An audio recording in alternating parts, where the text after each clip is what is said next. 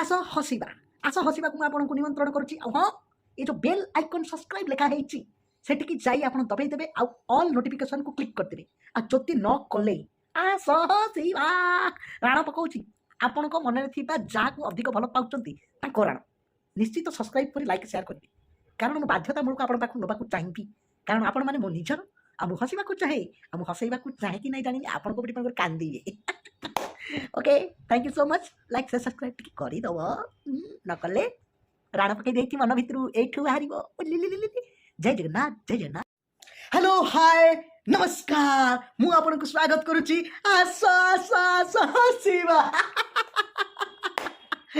এটা হচ্ছে ମୋ ଚ୍ୟାନେଲର ନାମ ଆସ ହସିବା। ଟିକେ ଟିକେ କଥାରେ ରାଗରୁ ସାହସ ଖେଳ ଏଠି ଚାଲେ ରେ। ପ୍ରେମ ଏଠି ନାହିଁ ବୋଲି ପ୍ରେମକୁ ତ ଡାକି ଆଣେ ଆସ ହସିବା ରେ, ଆସ ହସିବା।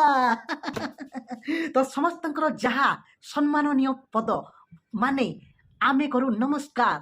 ଆଉ ଆପଣମାନେ ଯିଏ ବି ଦେଖିବେ ଯାହା ବି ନମସ୍କାର ପଦରେ କରୁଛନ୍ତି ତାକୁ ମୁଁ ଆଣି କପି କଲି, पेस्ट कली, सेंड करदेली। बुझिगले तो आसतु आमे टिके हसिबा। आजिका डेट्रे मो माँ माने आम घर लोक मते आ विश्वास करना कि मो भाई की भी विश्वास करना कौन पे मुझे निजे जानी। मो बो भाविला, मो बो तो आज फोन कथा कांदी पकला, कांदी तो पकेला। मुझे बो एक्चुअली तू पे कांदुच ना असुर तुमर लुह निकट हूँ आम दुख देखी। माँ कहले से अरे मो पे कांदुनी, कारण मुझे तुमको पाली पोषी बड़ करदेली से आखिर दुई टपा लुह बाहर तुम मैंने हूँ कोड़ांगार, तुम बापा थे मोर बड़ आकार। बोली माने ना बापा दीटा झील जन्म कले पठईदे, दीटा पुओ जन्म कले, से दीटा जाक अकाल पुष्पांडक एज हो गला तथा बाहा पारुना। से मो माँ आज कांदी, मो माँ पूरा कांदिले। मुझे हूँ ठीक अच्छे मम्मी तुम दीदी मान को फोन कर कहली दीदी, पुणी सान दीदी की कन्फरेन्स आनी कहली सान दीदी तुम मैंने दिज कन्फरेन्स अच्छी आम दी भाई को आम मम्मी शोधुची। एक्चुअली मम्मी शोधार रिजन हूँ तुम मैंने वेल सेटल घरे बाहर गल आम वेल सेटल हो पार्लुनी कि आज जाए बाहर पार्लुनी अविवाहित रही दुई भाई बाड़ू अवस्था जीवन यापन करुँ। दुई जनकर जब बाहागर न हो ताहले आम बाहागर हो जाता केमिति कहलु। जहाँ घरे दीटा पुओ दीटा झील थांते आम परी दी पुओं को तुम बाही था, दी झील को आम दुई जन बाही था। कहीं आजिकल झील मान डिमांड अधिक हो गला। मुझे कथाटी भाविली ये कथाटी से भी भावुंट पुओ कन्या मिलूना सेमती आम कन्या भी मिलूना कि कन्या अच्छे किंतु आमको से कन्या दौना। कथाटा टी गभीर बाबू को बुझ तो एमती होता। तो बाबा बो से बुझीपार नथिले एबे बुझुचंती जे भली हेइथिले हेइ थांता। किंतु जा हो मोर भल दुई भिणी को पाई तुम खुशी रे थाओ खाओ बो था आम बुझुचु, कारण आम भितर गरीबता रही तो भल मनीष हेले भी आमको कहीं झील दौना। बुझिल बुझिल नानी बुझिल बुझिल बुझिल। ओ मम्मी से अश्विनीगत कर समुद्र भीतर को भसई देवा जाऊँच। कौन कहला चाहूच दीदी दुई जन कहते अरे सेटा हूँ माँ करुणा रस। माँ सब करुणा रस कांदी पकाती। माँ दुख देखी जिते मुझे फनी करने को चेष्टा करुच्ची माँ आहरी कांदा लगे। शेष में माँ मत कहले बेटा डोंट वरी बर्तमान मोर 60 एज मुझे यंग अच्छी तुम मान बाहागर करने पर्यंत मुझे रही आउ 20 वर्ष। मुझे डोंट वरी मम्मी ए 20 वर्ष भितर आम 5 वर्ष गोटे गोटे स्त्री बाही जाइबू तुम नाती नातुणी खेल आराम से घर भीतर बस।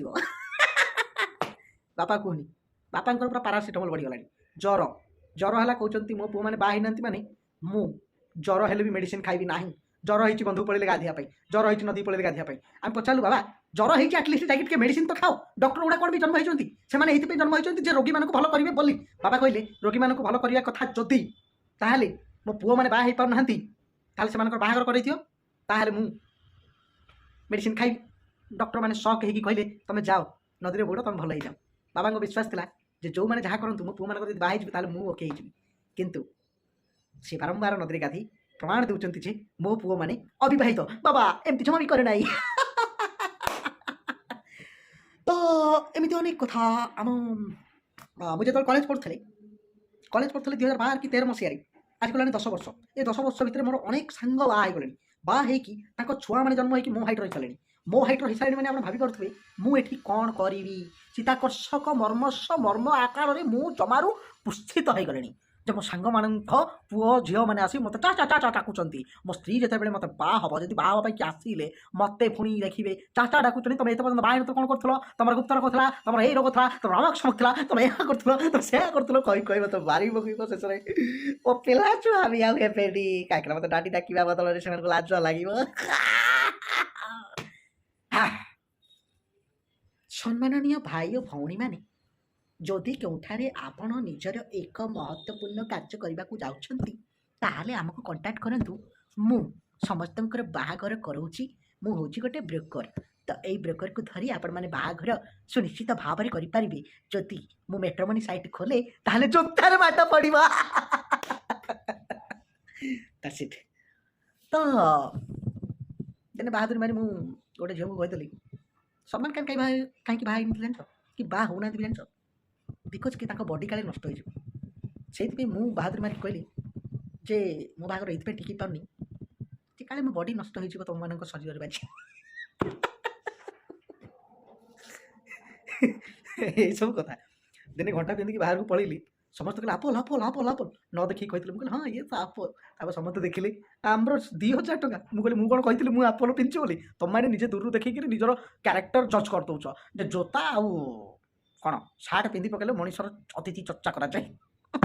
ଏଇକ୍ଷଣି ମୋ ଭଣଜା ଜଣେ ଲେଖିଥିଲେ ଯେ ଜୋତା ଆଉ କପଡ଼ାରୁ ଯେଉଁମାନେ ଜଜ୍ କରନ୍ତି ଯେ ଧନୀ ବୋଲି, ସେମାନେ ଦିନ ହେଲେ ଜୋତାକୁ ଗୋଡ଼ରେ ଲଗେଇ ଚାଲନ୍ତି, ରାତି ହେଲେ ବସ୍ତ୍ର ଖୋଲି ନିଜ ଇଜ୍ଜତକୁ ବିକନ୍ତି। ତ ଏଥିରେ କେଉଁଠି ଆସିଲା? ଯାହା କୁହ ପଛେ ଜୀବନର ଏ ଲମ୍ବା ରାସ୍ତା ଭିତରେ ବେଳେବେଳେ ଦୁଃଖ ଲାଗେ ଜୀବନଟାକୁ ଟିକେ ହସିବାକୁ ନେବା ପାଇଁ, କିନ୍ତୁ ହସାଇ ହୁଏନି। କାରଣ ମନ ଭିତରେ ଥିବା ଦୁଃଖକୁ ଯଦି ଦୁଃଖ ବୋଲି ଭାବିଲ ଦୁଃଖ ହେବ, ଆଉ ଯଦି ତାକୁ ସୁଖ ବୋଲି ଭାବିକି ଆଗକୁ ଗଲ ତାହେଲେ ହସି ଚାଲିବ। ତମ ବୋଉର ଦୁଃଖ ଯେ ତା ପିଲା ଦୁଇଟା କାହିଁକି ବାହା ହେଲେନି। ବଡ଼ ଅଜବ କଥା ଯେ ତା ପିଲା ଦୁଇଟା ବାହା ହେଲେନି ବୋଲି ସେ ଭାରି ଦୁଃଖିତ। ମୋ ବୋଉ ପାଇଁ ଦୁଇଟା ଝିଅ ଆସ ଆଉ ଆମମାନଙ୍କୁ ଟିକେ ବାହା ହେଇଯାଅ, ମୋ ବୋଉ ଖୁସି ହେବ। ନହେଲେ ତାକୁ ଟିକେ ରୋଷେଇ କରିକି କି ଆସିକି ଦେଇକି ଯାଅ, ସେ ଟିକେ ଖୁସି ହେବ। କହୁଛି ମୋ ଭାଗ୍ୟରେ ନାହିଁ ମୋ ବୋହୂମାନଙ୍କୁ ହାତ ରନ୍ଧା ଖାଇବା। ଚକ୍ର ଆସ ହସିବା।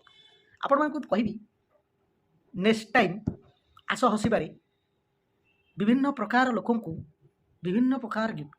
ତ କାହାକୁ କେଉଁ ଗିଫ୍ଟ ଆମେ ଦେବା ତା ବିଷୟରେ ଆମେ କଥା ହେବା।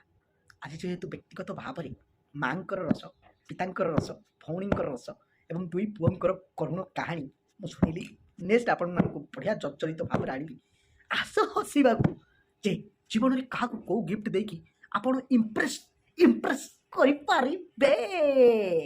ଆସନ୍ତୁ ହସିବା। ଜୟ ଜଗନ୍ନାଥ।